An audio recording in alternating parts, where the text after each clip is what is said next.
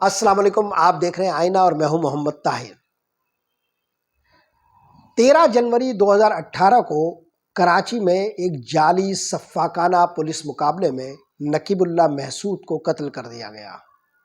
اس قتل کی ذمہ داری پولیس مقابلوں کے حوالے سے معروف ایک پولیس افسر راؤ انوار پر عائد ہوئی۔ یہ مقدمہ 5 سال تک عدالتوں میں رہا اور اب 5 سال 10 دن کے بعد 23 جنوری کو اس کا فیصلہ ہوا، جس میں راؤ انوار کو تمام ملزمان کے ساتھ بری کر دیا گیا۔ اس کیس اور مقدمے سے جڑے مختلف پہلوؤں پر ہم بات کریں گے، مگر اس سے ذرا پہلے میں آپ کو نامور لبنانی نژاد امریکی ادیب خلیل جبران سے ملوانا چاہتا ہوں۔ خلیل جبران نے اپنی ایک تمثیل میں انصاف کے ان تقاضوں کے متعلق گفتگو کی ہے جس کی ایک جھلک ہمیں نقیب اللہ محسود کے قتل کے باب میں نظر آئی۔ وہ لکھتا ہے کہ ایک رات قصر شاہی میں دعوت ہوئی جہاں پر ایک شخص اچانک نمودار ہوا۔ اس کی ایک آنکھ پھوٹ بہی تھی اور وہ بادشاہ کے روبرو پیش ہو کر کہتا ہے کہ میرے ساتھ زیادتی ہوئی۔ بادشاہ اس سے پوچھتا ہے کہ تم پر یہ مصیبت کیسے ٹوٹی؟ اس نے کہا کہ میں ایک پیشہ ور چور ہوں اور میں چوری کے لیے ایک سیٹھ کی دکان میں داخل ہونا چاہ رہا تھا، مگر غلطی سے ایک جلاہے کے گھر میں داخل ہو گیا جہاں دیوار سے کودتے ہوئے میرا چہرہ کڑگھے سے ٹکرایا اور جس میں میری ایک آنکھ ضائع ہو گئی۔ اب مجھے اس معاملے میں آپ سے انصاف درکار ہے۔ بادشاہ نے جلاہے کو بلایا اور حکم صادر فرمایا کہ اس کی ایک آنکھ نکال لی جائے۔ جلاہے نے بادشاہ کے حکم کو سننے کے فوراً بعد کہا کہ آپ کا اقبال بلند ہو، آپ کا فیصلہ بھی درست ہے، لیکن میں جو کام کرتا ہوں اس میں کپڑے کے دونوں جانب دیکھنے کے لیے مجھے 2 آنکھوں کی ضرورت ہے۔ اگر آپ میری ایک آنکھ ضائع کر دیں گے تو میں اپنا یہ کام نہیں کر پاؤں گا۔ لیکن میرے پڑوس میں ایک موچی رہتا ہے، اس موچی کی دونوں آنکھیں بھی سلامت ہیں، مگر اسے اپنے کام کے لیے ایک آنکھ بھی کافی ہے۔ چنانچہ بادشاہ نے اس موچی کو بلوایا اور اس کی ایک آنکھ نکلوا دی، اور یوں انصاف کے تقاضے پورے ہو گئے۔ نقیب اللہ محسود کے قتل میں بھی انصاف کے تقاضوں کو ایسے ہی پورا کیا گیا، جس میں راؤ انوار ایسے سفاک شخص کو عدالت نے شک کا فائدہ دیتے ہوئے بری کر دیا۔ پاکستان میں نظام سے مایوسی کے حوالے سے یہ ایک مکمل مقدمہ ہے جس کی تہداریوں میں جھانکتے ہوئے ہمیں اندازہ ہوتا ہے کہ عوام کیوں اس پورے نظام سے بیگانہ ہو چکی ہے اور کیوں وہ اداروں پر اعتماد نہیں کرتی۔ نقیب اللہ محسود وہ شخص تھا جو ماڈلنگ کا شوقین تھا اور جس پر راؤ انوار نے ایک دہشت گرد کا الزام عائد کیا۔ ابتدا میں جب یہ پولیس مقابلہ ہوا تو خود راؤ انوار وہ شخص تھا جس نے آگے بڑھ کر اس کا سہرا اپنے سر باندھا تھا، مگر چند روز کے اندر اندر یہ واضح ہو گیا کہ نقیب اللہ محسود دہشت گرد نہیں تھا۔ ابتدا میں جب یہ راز کھلا کہ یہ ایک دکان کے سودے میں پیسوں کی لین دین کے حوالے سے مخبروں کے ایک جال کے ذریعے پھنسا ہوا آدمی تھا اور پہلے سے ہی گرفتار تھا، جس کا جعلی پولیس مقابلہ ظاہر کیا گیا، اس کے فوراً ہی بعد راؤ انوار نے اس کیس اور اس کے جائے وقوع سے خود کو دور کرنا شروع کیا۔ پھر یہ معاملہ اتنا زیادہ پھیل گیا کہ پاکستان کی سول سوسائٹی متحرک نہیں ہوئی، بلکہ جنوبی وزیرستان سے تعلق رکھنے والے نقیب اللہ محسود کے حوالے سے ایک مقدمہ جنوبی وزیرستان میں بھی بننا شروع ہو گیا، جہاں پہلے سے ہی لوگ پاکستان کے مختلف اداروں سے مایوس تھے اور وہ مختلف معاملات میں احتجاج کر رہے تھے۔ واضح رہنا چاہیے کہ یہ نقیب اللہ محسود کا ہی معاملہ تھا جس پر جنوبی وزیرستان میں اٹھنے والے شور نے PTM یعنی پشتون تحفظ موومنٹ کی شکل اختیار کی۔ یہی لوگ اسلام آباد میں بیٹھے، چنانچہ اس معاملے پر رد عمل کی لہریں اتنی شدید ہوئی کہ بالآخر نظام کے مختلف اہلکاروں کو دوڑنا پڑا اور سپریم کورٹ میں چیف جسٹس نے اس پر ایک سو موٹو ایکشن لیا۔ تب کے سپریم کورٹ کے چیف جسٹس ثاقب نثار نے 19 جنوری 2018 کو ایک از خود نوٹس کے ذریعے اس معاملے کو اپنے ہاتھ میں لے لیا۔ تب بظاہر یہ لگ رہا تھا کہ پاکستان کے پورے نظام نے نقیب اللہ محسود کے معاملے میں انصاف کرنے کی ٹھان لی ہے، اور اب راؤ انوار ایسے شفاق شخص کو عبرت کی ایک مثال بنا دیا جائے گا جسے جناب آصف علی زرداری اپنا بہادر بچہ کہتے ہیں۔ بظاہر ایسا لگ رہا تھا کہ نقیب اللہ محسود کے معاملے میں شاید انصاف کا دروازہ کھل جائے، کیونکہ نہ صرف چیف جسٹس نے اس پر از خود نوٹس لیا تھا، بلکہ 5 اپریل 2018 کو ہی چیف آف آرمی اسٹاف تب کے جنرل ریٹائرڈ باجوہ نے جا کر نقیب اللہ محسود کے والد محمد خان محسود سے ایک ملاقات بھی کی، جس میں انہیں یہ تسلی دلائی کہ ان کے ساتھ ہر صورت میں انصاف ہوگا اور وہ خود اس انصاف کی ذمہ داری لیتے ہیں۔ اس طرح ملک کے 2 طاقتور ترین لوگوں یعنی چیف جسٹس اور چیف آف آرمی اسٹاف کی طرف سے نقیب اللہ محسود کے والد کو اطمینان دلانے سے یہ یقین پاکستان کے عوام کو بھی ہونے لگا کہ اب تو نقیب اللہ محسود کو انصاف مل کر ہی رہے گا، اور راؤ انوار جس کا بھی بہادر بچہ ہو یقیناً انصاف سے دوچار ہوگا۔ مگر افسوسناک طور پر ایسا کچھ بھی نہیں ہوا۔ عدالتوں میں یہ کیس مختلف طریقوں سے تاخیر کا شکار بنایا گیا۔ ایک منظم ذہن کے ساتھ لوگوں کے جذبات کو ٹھنڈا کرنے کی کوشش تک عدالت کے اندر اس کیس کو مختلف تاریخوں پر ٹالا گیا۔ راؤ انوار جو روپوش ہو چکا تھا اسے مکمل تحفظ فراہم کیا گیا، یہاں تک کہ چیف جسٹس ثاقب نثار جنہوں نے انصاف کو ایک بازاری کہکا بنا دیا تھا اور جن کے اوپر ابھی یہ الزام عائد کیا جاتا ہے کہ وہ طاقتور حلقوں کی اشیر بات کے ساتھ سارے کام کرتے تھے، ان کا از خود نوٹس بھی اس معاملے میں انصاف کو رفتار نہیں دے سکا۔ نچلی عدالتوں میں یہ مقدمہ زیر بحث رہا، زیر سماعت رہا، مگر نچلی عدالتوں کے اندر جو گواہ پیش کیے گئے اور جو شواہد پیش کیے گئے وہ توڑے اور مروڑے گئے۔ شہادتوں کو مختلف طریقوں سے متاثر کر کے انہیں منحرف کیا گیا، اور 5 سال تک اس مقدمے کو طول دیا جاتا رہا، یہاں تک کہ جذبات ٹھنڈے ہو جائیں، پبلک امیجینیشن سے، عوامی چھبی سے یہ مقدمہ نکل جائے، سول سوسائٹی کے اندر جو بیداری تھی، بیداری کی وہ لہر تھم جائے، اور وہ لوگ جو اس مسئلے کے چیمپئن بنے ہوئے تھے وہ کہیں آرام سے محو استراحت ہو جائیں۔ اس دوران وہ تمام لوگ جو اس مسئلے سے منسلک تھے انہیں خاموشی سے الگ کیا گیا، اور آخر کار اب 23 جنوری کو ٹھیک 5 سال 10 دن کے بعد جب اس مقدمے کا فیصلہ سامنے آیا ہے تو پاکستان ہکا بکا ہے۔ پاکستان کے ساتھ محبت رکھنے والے لوگ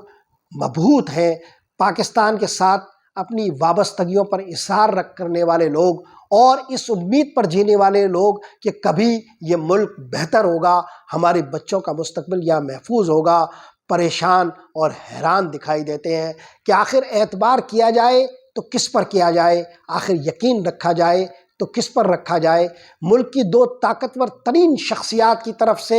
دی گئی تسلی بھی طفل تسلی ثابت ہوئی۔ سپریم کورٹ کا از خود نوٹس بھی اس معاملے میں اپنا وقار کھو بیٹھا، اور چیف آف آرمی اسٹاف کا منصب بھی نقیب اللہ محسود کے ورثاء کو جو تسلی دیتے رہے وہ نتیجہ خیز ثابت نہ ہو سکی۔ نقیب اللہ محسود کے معاملے میں اس عدالتی فیصلے کی اہمیت کیوں ہے، اور کیوں یہ معاملہ بہت زیادہ حساس نوعیت کا ہے، اس پر توجہ دینے کے لیے ہمیں 2 پہلوؤں کو اپنے سامنے رکھنا ہوگا۔ نقیب اللہ محسود کے معاملے میں جس پولیس آفیسر پر انگلی اٹھی تھی وہ پولیس آفیسر خود نقیب اللہ محسود کو دہشت گرد قرار دے چکا تھا۔ بعد کے تمام شواہد نے ثابت کیا کہ راؤ انوار جو کہہ رہا تھا وہ جھوٹ تھا، اور وہ کوئی دہشت گرد نہیں تھا بلکہ ماڈلنگ کا شوقین تھا۔ پہلے مرحلے پر راؤ انوار خود اس کیس میں اپنے آپ کو منسلک ثابت کر رہا تھا، اور ایک دہشت گرد کے طور پر جب وہ اس کو پیش کر رہا تھا تو اس پولیس مقابلے کی وہ ذمہ داری قبول کر رہا تھا۔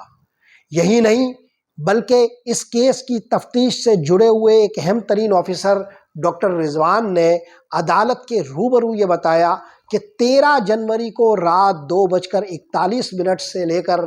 5:18 تک کی جیو فینسنگ سے یہ پتہ چلتا ہے کہ راو انوار کا موبائل ڈیٹا اور راو انوار کی موجودگی جائے وقوع پر تھی۔ نہ صرف یہ ثابت تھا بلکہ خود پولیس نے اپنے ریکارڈ سے راو انوار کی جو تاریخ اور راو انوار کی جو سروس کے متعلق چیزیں پیش کی تھی، اس سے یہ ثابت ہوتا تھا کہ راو انوار نے اپنے کیریئر میں جولائی 2011 سے اس وقوعے تک کل 192 پولیس مقابلوں میں 444 لوگوں کو قتل کیا تھا، نشانہ بنایا تھا۔ اس پوری صورتحال سے کیا ثابت ہوتا ہے؟ یہی نہ کہ اس نظام پر اعتبار نہیں کیا جا سکتا۔ نقیب اللہ محسود کا جعلی پولیس مقابلہ پبلک امیجینیشن کا حصہ بن گیا تھا۔ عوامی چھوی میں یہ مقابلہ جعلی تسلیم کر لیا گیا تھا اور سول سوسائٹی اس پورے معاملے میں اپنی گرم جوشی دکھا چکی تھی۔ پھر بھی مقتدر قوتوں نے اور اس نظام کے تحفظ کرنے والے مختلف کرداروں نے راو انوار کو جو اپنا بچہ سمجھتے تھے بچا کر دکھایا۔ گویا اس ملک کے معزز ترین مناصب کی طرف سے دکھائی جانے والی حرکت بھی کوئی نتیجہ خیز نہیں ہوتی۔ یہی وہ پہلو ہے جس سے اس نظام پر کسی بھی طرح کا اعتماد باقی نہیں رہتا۔ اگر چیف جسٹس کا معزز منصب اور چیف آف آرمی اسٹاف کی معزز پوزیشن بھی اس معاملے میں دی گئی تسلی کو نتیجہ خیز نہیں بنا سکتی، تو پھر آخر پاکستانی بھروسہ کریں تو کن پر کریں؟ عدالتیں جو کسی امید کو پیدا کرنے کا آخری مورچہ ہے، وہاں پر بھی عوام کی مایوسی اب دراز تر، محیط تر اور تیرہ تر ہو چکی ہے۔ عدالتوں سے مایوس عوام یہ سمجھتے ہیں کہ یہاں پر بھی انصاف بکتا ہے اور یہاں پر بھی طاقتور اداروں کی منشا سے معزز جج صاحبان بروئے کار آتے ہیں۔ عام طور پر عدالتوں میں انصاف کی اس ناکامی کے عمل کو شہادتوں کے ناکافی ہونے سے گلوریفائی کیا جاتا ہے اور اس کی ایک تقدیس بیان کی جاتی ہے، اور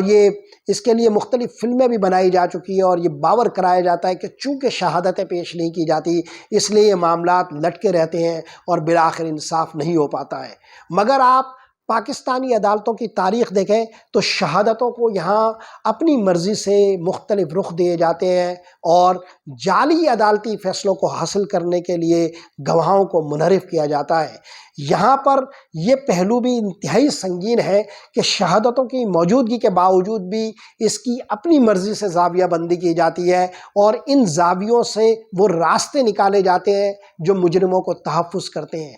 یہی نہیں کہ ہم نے نقیب اللہ محسود کے باب میں انصاف نہیں دیکھا، بلکہ ہم انہی عدالتوں کے دروازوں سے مختلف مجرموں کو فاتحانہ انداز سے نکلتے ہوئے دیکھتے ہیں۔ 23 جنوری کو جب عدالت سے راو انوار صاحب نکل رہے تھے تو وہ ایسے نکل رہے تھے جیسے کوئی فاتح اپنی مفتوحہ سرزمین سے نکلتا ہے۔ اسے اس کا حق بھی پہنچتا ہے۔ جو نظام کسی ظالم اور سفاک کا راستہ نہیں روک سکتا، وہ نظام اس قابل ہے کہ اس پر 3 حرف بھیجے جائیں۔ راو انوار نے عدالت کے باہر یہ گفتگو بھی کی کہ میری سروس کا بھی 1 سال باقی ہے اور مجھے وہ دیا جائے تاکہ میں کراچی کی بھرپور خدمت کر سکوں۔ 192 پولیس مقابلوں میں 444 لوگوں کو نشانہ بنانے والے راو انوار کو جس طرح کا انصاف دیا گیا، اس کے اندر یہ ہمت بھی پیدا نہ ہو تو پھر کس میں ہوگی؟ راو انوار مستحق ہے کہ اسے اس کے منصب پر بحال کر دیا جائے تاکہ ہم اس نظام سے اپنی مکمل مایوسی کا نظارہ عوام کی آنکھوں میں دیکھ سکیں۔ عدالتوں سے لے کر مختلف اداروں تک عوام کی یہ مایوسی اب پھیلتی جا رہی ہے اور یوں لگتا ہے کہ پاکستان کے اندر یہ مایوسی اب مکمل بربادی کی شکل لے کر ظاہر ہونے والی ہے۔ عوام پورے نظام پر عدم اعتماد رکھتے ہیں اور بدقسمتی یہ ہے کہ ہمارے مقتدر لوگ، ہمارے ارباب و بست و کشاد اور ہمارے حکمران اس ناکامی اور اس بربادی کو دیکھنے کے اہل تک نہیں۔ وہ یہ جانتے ہی نہیں کہ عوامی چھوی میں یہ پورا نظام کیا سے کیا ہو گیا ہے، اور وہ اس نظام کی ناکامی کا مظاہرہ گلی کوچوں سے لے کر عدالتوں تک روز کر رہے ہیں۔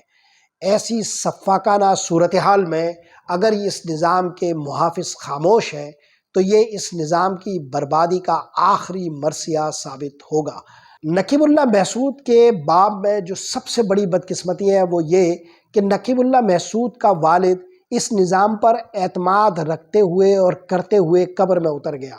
2019 میں وہ کینسر سے لڑتے لڑتے اپنے بیٹے کا مقدمہ بھی لڑ رہا تھا،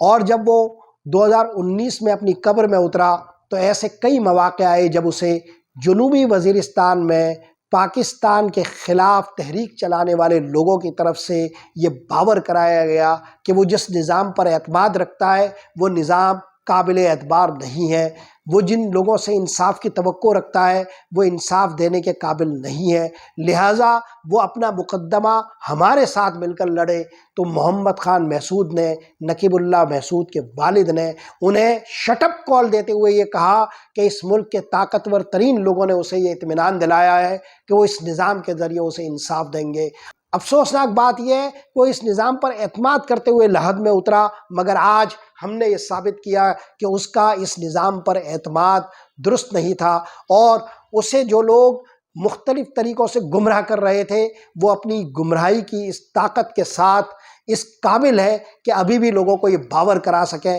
کہ اس نظام پر اعتماد کرنے والے لوگ ناکام ہوں گے۔ ہماری بربادی کا دائرہ انتہائی خطرناک منطقوں میں داخل ہو گیا ہے، اور یہ اس ملک پر اپنے اعتماد کی قیمت کو وصول کر رہا ہے۔